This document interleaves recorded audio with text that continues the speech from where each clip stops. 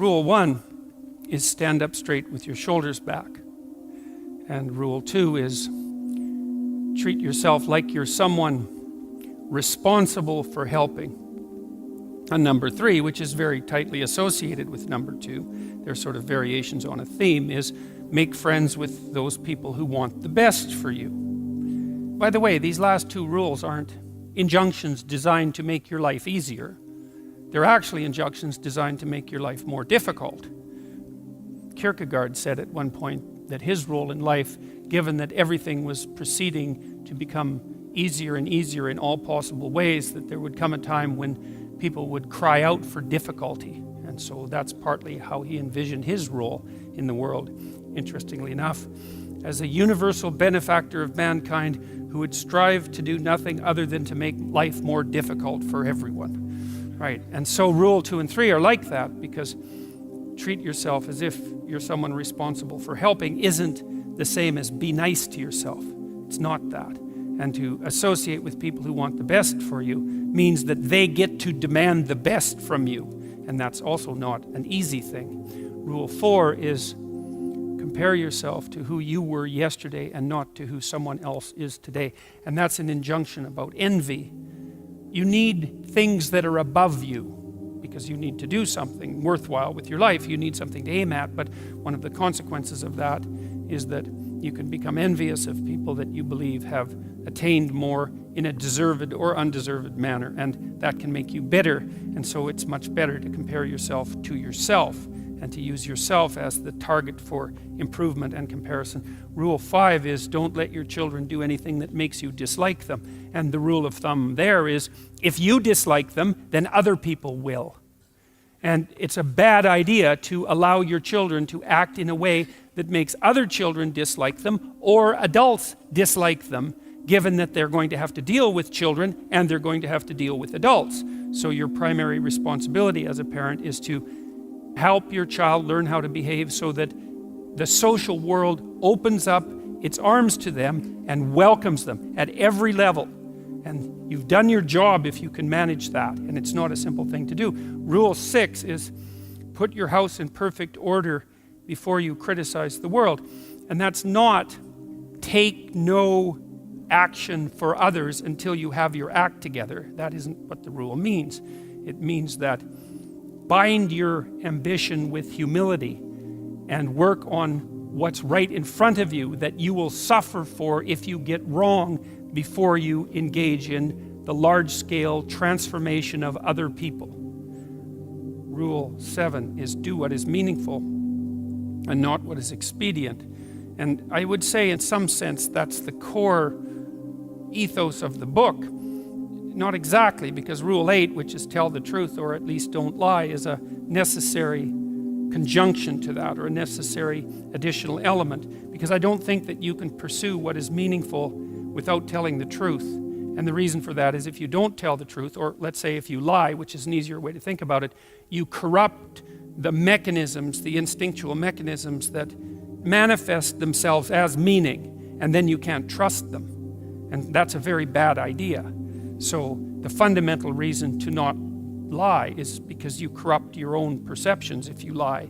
And when you corrupt your own perceptions, then you can't rely on yourself. And if you can't rely on yourself, then, well, good luck to you. Because what are you going to rely on in the absence of your own judgment? You've got nothing if you lose that. Rule 8 is, as I said, tell the truth or at least don't lie. Rule 9, assume that the person that you're listening to knows something you don't. And that's not so much a mark of respect for the person, although it is that. It's a mark of recognition of your own unbearable ignorance. One of the things you have to do in life, you have to decide what's more important, what you know or what you don't know. First of all, there's a lot of what you don't know. And so if you make friends with that, if you decide that's important, then, well, that's a good thing, because you're going to be surrounded by what you don't know your entire life. And so if you're appreciative of that, then that's going to make things go better for you. But the other element of that is, well, why should you be appreciative of what you don't know? And the answer to that is, well, you shouldn't. If your life is absolutely perfect in every way, you have exactly what you need and want, you've put everything in order around you, then what you know is sufficient. But if you believe that things could still be put right around you in your own personal life and with regard to the effect that you have on other people, then obviously what you don't yet know is more important than what you do know, and you should be paying attention to find out what you don't know at every possible moment.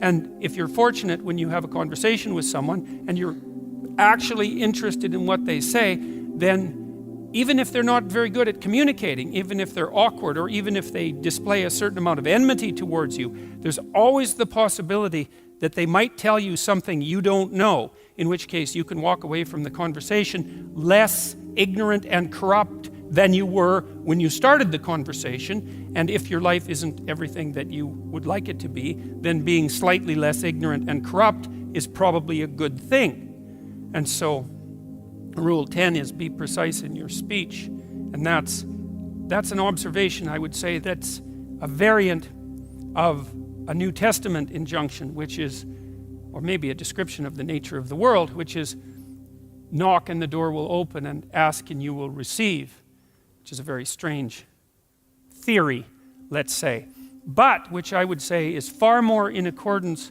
with what we know about the psychology of perception, let's say, than you might imagine, because it is the case that you don't get what you don't aim at. You might get what you do aim at, and your aim might get better as you aim as well, which is something to consider. If you specify the nature of the being that you want to bring into being, then you radically increase the probability that that's what will occur. And of course you all know that because you regard yourself, at least to some degree, as active creative agents, right? Your fundamental attitude towards yourself, at least in the manner that you act towards yourself, is that you wake up in the morning and you have a landscape of possibilities that lay themselves open to you, and you make choices between those possibilities and determine in consequence how the world is going to manifest itself. So you confront a field of potential. That's a good way of thinking about it. And through your choices, you determine which elements of that potential are going to concretize themselves into the real world. And you are very unhappy with yourself if you don't do that properly, and you're very unhappy with other people if they don't do that properly, and you're very unhappy with other people if they don't treat you like that's what you're like. Because part of what you demand from people, let's say, in terms of sheer civility, is that they act towards you as if you're the locus of voluntary choice in a world of potential. And you upbraid each other for that as well. If you have children and parents, your parents will say to you, if you're fortunate, you're not living up to your potential, which is actually a compliment in a sense, even though it's also a judgment. And the compliment is, I know perfectly well that you could be more than you are. And you'll hang your head if you have any sense, and you'll think, like you think in relationship to your own conscience, that yes, I have a lot of potential that I'm not fully realizing, and that actually constitutes a transgression against the good. And I don't think I've ever met anyone who doesn't believe that. If you have a reasonable conversation with them, it just seems self-evident. I mean, maybe now and then you meet someone who's narcissistically self-satisfied, but then they're narcissistic, and that's not good. That as a medium to long-term strategy, that's a catastrophe. That ends in disaster. You know, it's a short term, it protects people, but long term, it's not good in the least. And of course, other people don't appreciate it as well. Rule 11 is don't bother children when they're skateboarding. And that's actually a discussion of courage, of encouragement more specifically, because I've been trying to understand, for example, what role parents play in the lives of their children. And I would say this is a role that is of fundamental importance, as well as attempting to guide your children so that they act in a socially desirable manner so that the world opens itself up to them. You also want to encourage them, which is not the same as sheltering them. It's not the same at all. And to encourage someone is to say something like, or to act out something like, look, kid, the world's already difficult, because the world isn't easy for children any more than it's easy for adults. The difficulties are, they're not the same. They're child-sized difficulties, but they're still difficulties. The world is a very hard place, and it's a bitter place in many ways. And it's not only a hard and bitter place, it's also touched with betrayal and malevolence. And that's the fundamental bottom line. but there's something in you that is capable of taking that full on and transcending it. And that's encouragement. You say, well, as difficult as things are, you're up to the challenge. And to interfere with children when they're skateboarding, for example, when they're doing, let's say, inadvisably dangerous things, which kids of course do if they're skateboarding, to interfere with that is to interfere with the child's willingness to voluntarily expose themselves to the risks that they need to expose themselves to in order to develop the sort of competence that allows them to thrive in a world they cannot be sheltered from. And so to interfere with children when they're taking necessary risks is not love or empathy, but cowardice on the part of parents. And it's deeply damaging to children. And I can tell you, as a clinical psychologist, I've never had a client come to my office. In all the hundreds of encounters I've had with people in my office, I've never had a client say, my parents made me too independent. That hasn't happened once. Right, now, my parents made me too dependent, or I conspired with my parents to perpetuate my dependence. That happened all the time. So there's a rule of thumb, which I think is a good one, which I believe is often applied in nursing homes by people who work in nursing homes, which is of course a very difficult job. And the rule is, do not do anything for anyone they can do for themselves. And the reason for that is that it's a form of theft. Rule 12 is pet a cat when you encounter one on the street. And it's oddly enough, a meditation on fragility. It's a discussion of what you do when you don't know what to do. And that's really when things have gone badly for you, when you face a terrible tragedy in your own personal life or in your familial life, or perhaps even in the life of your community, when things come crowding in at you too quickly.